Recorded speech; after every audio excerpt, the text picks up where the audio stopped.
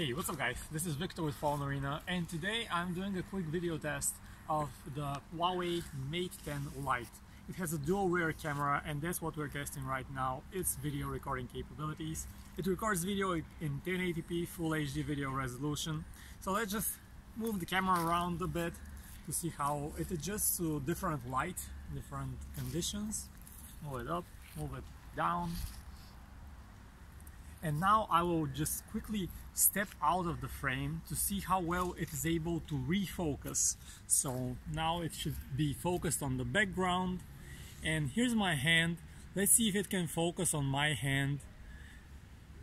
Trying to do it. And focus back on the background. Once again, see if it can focus on my hand right here. And how fast does it do it? One last time. And let's also test how well it is able to zoom in.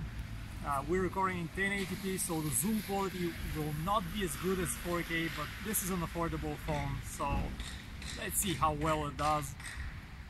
And then zoom back all the way out. And that's it guys, a quick video test of the Huawei Mate 10 Lite. Thanks for watching.